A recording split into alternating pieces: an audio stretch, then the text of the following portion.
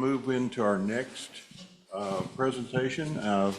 Welcome Bill Bell. He is the Executive Director for the Kentucky Office of Highway Safety, and he's going to provide us a update on highway safety.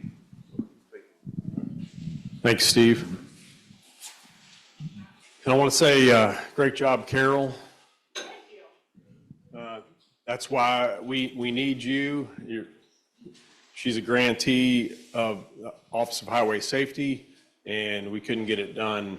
We couldn't get our message out if it weren't for our grantees and partners throughout highway safety. I too, I like dad jokes, and I've attempted to write some. And so here's one.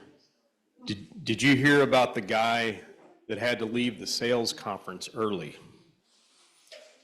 He was hit by a pitch.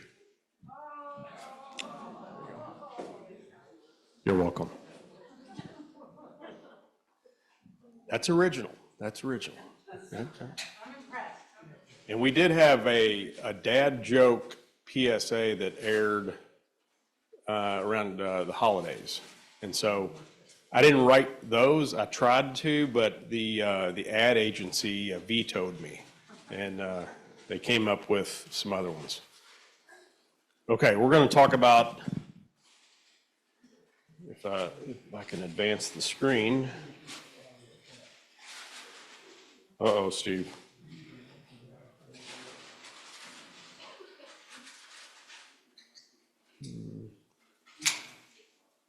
Well,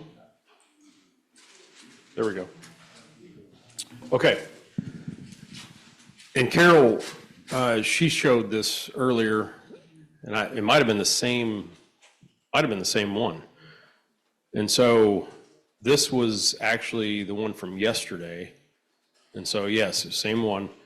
So if you don't receive the daily fatality summary, please let me know. And I think I've added 2 or 3 people already from K-SPAN meetings. And so we now have an interactive dashboard. This is it. You can search various ways. But right now, the main thing that we see is that we're about 48 fatalities under where we were last year. And the one thing that, like, Maryland also has a dashboard, and so one thing that they were actually here, they're in our region, our NHTSA Region 3, and so when we showed ours to the group, the whole region, they were like, wow, you got the number of days without lives lost, which yesterday was 23, today it's 24.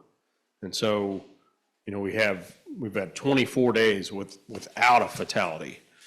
And so that's the number we like. We like 0. And so you look at non-motorized users, which is bike ped. That's been an emerging issue over the past 8 years or so. And so far, we're at 11 compared to 21 last year. And Carol mentioned alcohol related fatalities. That does not include drug driving. Drug driving is another layer that, it may very well double that percentage. Restraint usage. Right now, it shows 41% of unbelted fatalities, but there's always this unknown until we go through the reports and actually see if it's belted or not belted. And so that number very well could be 48%. So, but it is early in the year, but I like the way the trends are going now. So hopefully they'll continue. And we want to do something. Here's and Steve, I'll share this. And that's a live link to the dashboard. So education branch, we have an education branch and a grants branch. We have a lot of community events, school events. We have partners like SAD, who are basically an extension of our office. State Police, they do a lot of rollover simulators around the state. We're doing a lot of that stuff, and we have more people working with our office, but we're also doing some different things. And part of that is through NHTSA and the bipartisan infrastructure law that was passed a couple years ago.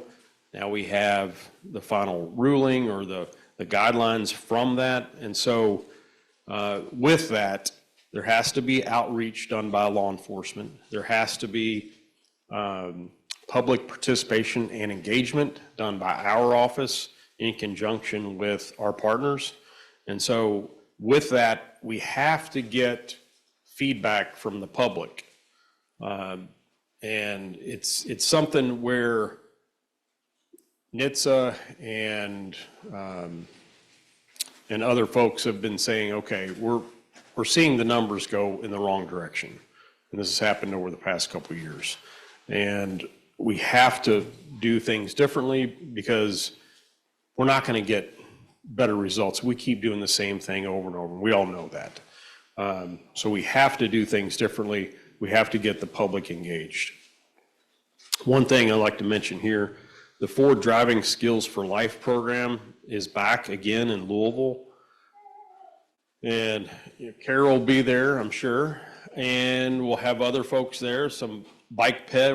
We've already got word from Bike Ped folks. They're going to be there.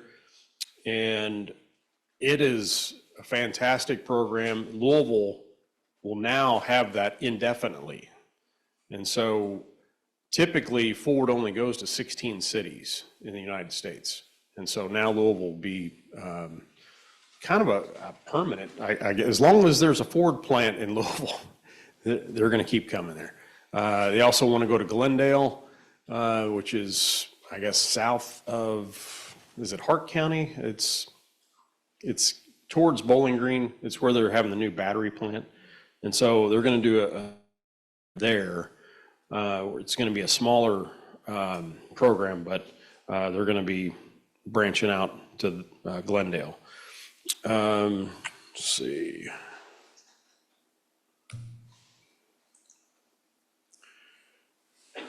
We have a lot of opportunities. Seatbelt usage, we went from 86 to 89% for observed seatbelt usage. UK, they do our observed seatbelt usage every year. And so we've been hanging around 86 through the pandemic. And this past year, we bumped up to 89.4%, which is the right direction. And we'll go into that, possibly a reason why here shortly. VRU safety, which mainly Bike Ped. We've done some road safety assessments in Louisville. We're going to be branching out to Lexington, possibly Bowling Green and other areas. And we're going to look at the systems. What can we do with those systems? Are there some low cost, no cost improvements that we can do? Or are there some long-term improvements we can do in those areas to help pedestrians, to help bicyclists, so they can get from destination A to B safely? Post-crash care, that is a big topic with NHTSA now. There is a specific grant for post-crash care. I was talking to Mr. Bartlett earlier, and there are opportunities there for some data grants. If you don't think you qualify, please contact us, and we will actually get somebody from NHTSA on the phone. We can do a Zoom call with them, Teams call, and discuss the specific issue or the specific proposal that you have. Because there is a lot of money out there for data grants. Younger drivers, we have to find a way. I mean, right now, NHTSA always pushes the sports. Talk about, go into sporting events, go into sporting venues. That's where you're going to reach a lot of the young males, which that might be true. But as we see earlier, let me go back. I don't know if I can, but Carol mentioned also the younger drivers that 20, I think you said 16 to 20. I'm thinking more like 16 to 30. So how do we reach that generation? And this is not a rhetorical question. Please, if you have ideas, let us know. Because not all people that age, in those age groups, are going to sporting events. They may not be interested in going to sporting events. It's expensive to go to sporting events. Legislation. We finally had a hands-free bill drop last week. I think it was just under the wire as far as the bill filing. And so reach out to your legislators, let them know you like that bill, and the other one is obsolete, which it is. Our texting law it came on board in 2010. And right now you can go into court and say, I was not texting, I was on Facebook. Okay, well, you're dismissed. So I was not texting, I was watching a movie. Okay, that's fine. Yeah. As long as you're not violating the law. So even though the spirit of the law says, okay, you're definitely distracted. But unfortunately, surfing on social media is okay, according to our current law. What's the bill number on that one, Bill? Great question. I believe it's, I want to say 680, but I'll let you know. Give me about 5 minutes after my presentation, and I'll have Steve announce it. But it's up. It's one of the later ones.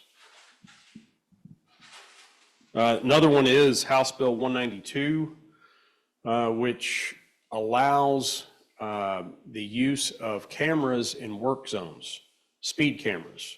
And so this will capture the license plate and the vehicle, and will send a civil fine or a civil violation to the owner of the vehicle. And there's a structure of fines. I think it's 75 for the first offense, maybe 150 for the second offense. But that is only in work zones. And so if I think the threshold right now is 10 miles an hour over the speed limit, which most of the speed limits on the interstate is 55 in work zones. So if you're going at least 65 or 66 miles per hour, you will get a statement. It is a civil fine. It will not affect points on the license. There will be no court cost, but it will originate technically from Transportation Cabinet, but as other states have done, there's separate vendors involved, and usually the vendor handles that process. But we're closely looking at Pennsylvania as the model.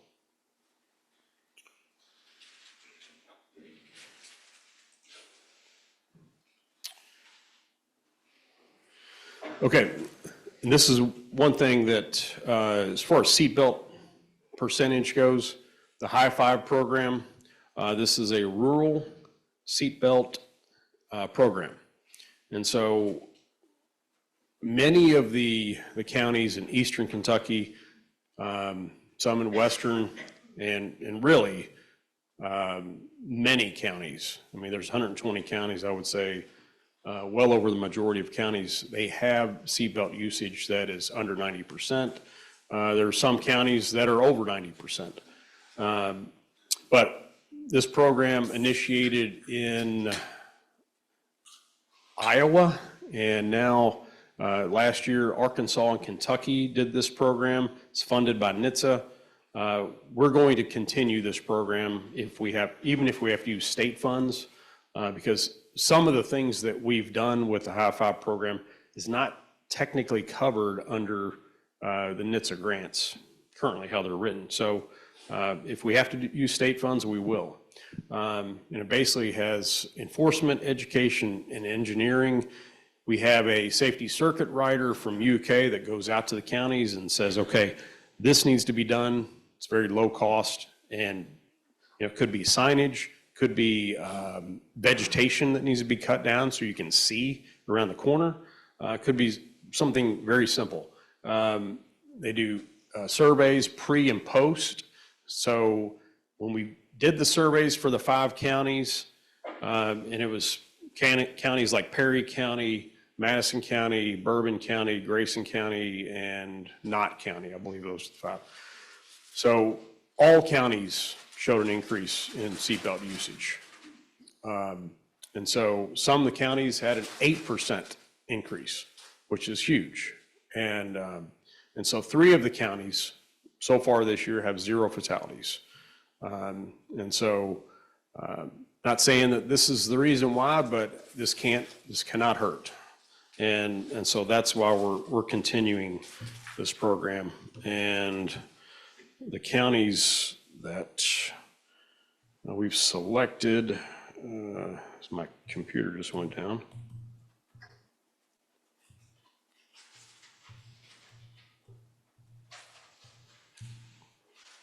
Taylor, Pike, Grant, and Lyon, those are the new counties. And these are based on data. Could be unbelted fatalities, could be surveys from UK. All right. We have purchased 1,000 car seats of various kinds. We need to get these out. Many of them have already been out the door. If your county, if your health department needs car seats, please reach out to Tiffany Duvall. She'll be happy to send those out, or have someone come with a truck and get those.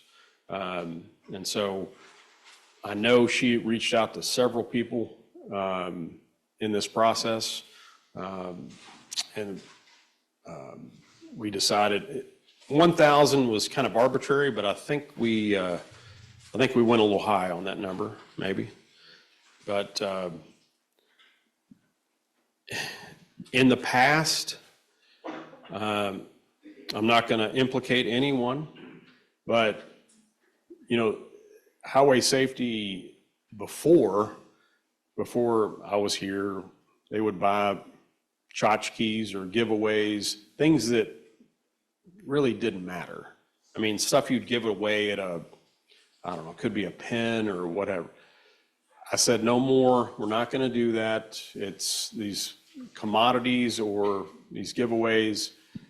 In some cases, they're okay, but in general, no. I'd rather get stuff like car seats or PBTs or something that our partners can use, and that's what we've done here. So please reach out to Tiffany. SHSP. So the SHSP is State Highway Safety Plan, which is compiled by the Transportation Cabinet and partners. It expires this year, and so now University of Kentucky is working with us to have a new SHSP that will begin January 1. And so they'll be working. If you want to get involved in that, please let me know. And you can see the current SHSP. This is a link. And so we have right now 6 emphasis areas. And some emphasis area might be occupant protection is definitely an emphasis area. Roadway departure, impaired driving. And so 2 new emphasis areas this year will be motorcycles. Right now, motorcycle safety is within the vulnerable road users. And a lot of states have that separated out. They have motorcycles separated out, so we're gonna do the same and separate because we believe that vulnerable road users or bike peds should be on their own standalone emphasis area. Also, with population getting older, another emphasis area we're going to have is older drivers. So,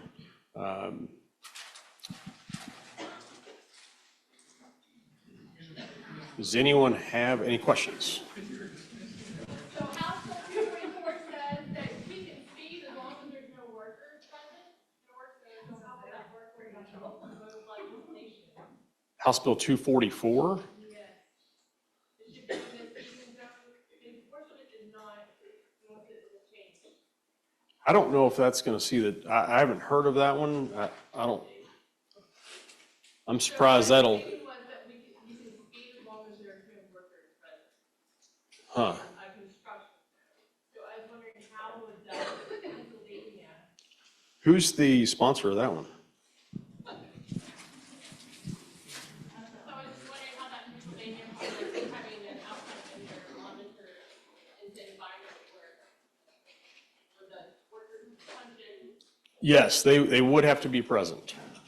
Yeah, for the cameras for you to get a speeding ticket, the cameras would have to be, or I mean, workers would have to be present. I guess the question was more about like when they're not working. Maybe we should speed in person. Yeah, I mean, I don't think the idea is that you can speed if there's no workers present, but It's a loophole. Maybe the signs aren't double? that's possible.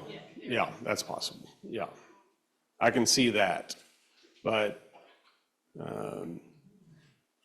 yeah, I mean, you can't speed technically on interstates now if you're in a work zone or not, but and that's 244? I'll have to look at that. Yeah. Because I doubt that'll see the light of, that won't make committee. Of course, we're going to take care of that because in SB 177, which is my super speeder bill, if you're doing 25 over the posted limit, we're going to nail you with a $200 fine, put it into the trauma money, and put it into the EMS education program funding. So, you know, I got you the data for you that. feed all you want, and we'll go for it. That's a good message. Yeah. Oh, aggressive driving is one of our emphasis areas, which the majority of aggressive driving is speeding. So, so it's not, you know, I know not, it's like, how should I put this? I would say 95% of the people in this room will go over the speed limit today.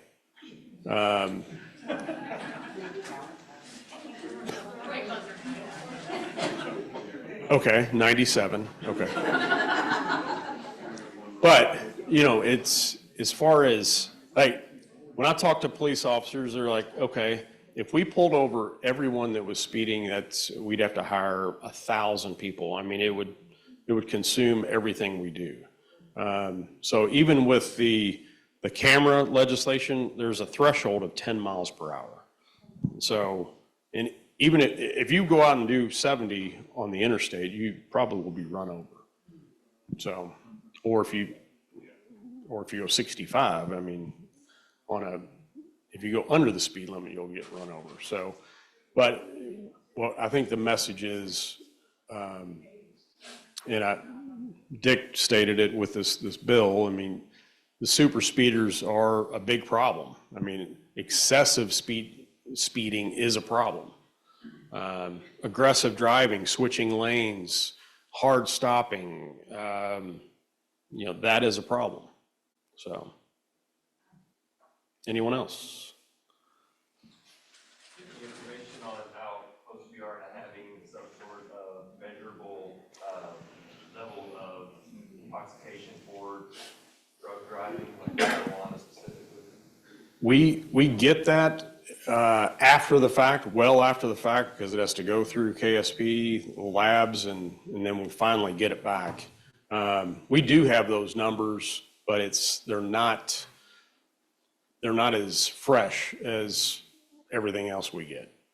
I know one local sheriff's department I was talking to, I don't know if Kentucky or just who actually contracted with them, but it's some company that has developed basically like a breathalyzer type test. That's probably not a breathalyzer, but something where in the moment you can test for the level, and then Kentucky will at some point have to set like 0.08, whatever the level is for marijuana, THC, but that's on the way.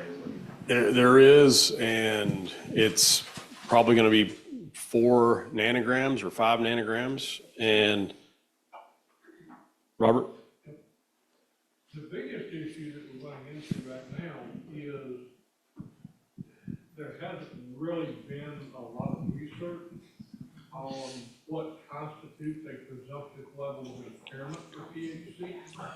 You know, look at how long it took alcohol to get that. 0.08 is pretty much a standard now in most states, but it took literally decades of research, and they kept lowering that presumptive limit as you got more and more research that showed the level of impairment. What I'm hearing from colleagues around the country on the law enforcement side is courts are struggling and all over the place with what they're willing to accept as a presumptive impairment level, partly because there's no research, because marijuana has been scheduled the way it has been by the federal government. There's hardly any research on it. But also because THC's effects tend to be much more different from person to person than alcohol effects. And the same amount of alcohol per body weight tends to have fairly similar effects for most people, although you can be overpowered. But THC effects seem to be substantially different between individuals depending on factors other than just their body weight. And it even matters how they took the THC and whether they had a bunch of other compounds from marijuana with it, or whether it was pure THC, or, for medical purposes or whatever. So there's going to be a lot. Yeah, I mean, it is arbitrary, but like the state of Washington, they were like, well, we had to have something. So I think theirs is either 4 or 5 nanograms, and I think there's a bill to put that measurement in there. I don't know if it'll pass this session, but I think it's 4 nanograms. However, the second part of your question, we in the Office of Highway Safety will be contracting with University of Kentucky to do a voluntary roadside survey, and this will be hopefully in August or September. And this is through the guidance of NHTSA. And so there will be no enforcement. It's purely voluntary. People will be paid to pull off the road, do this survey, and for an extra fee, take an oral sample.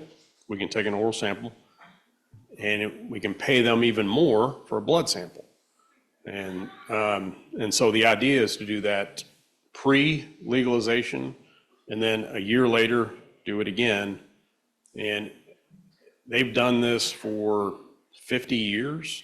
They do it every 10 years, and they do an official voluntary roadside survey. And so they publish these results every 10 years.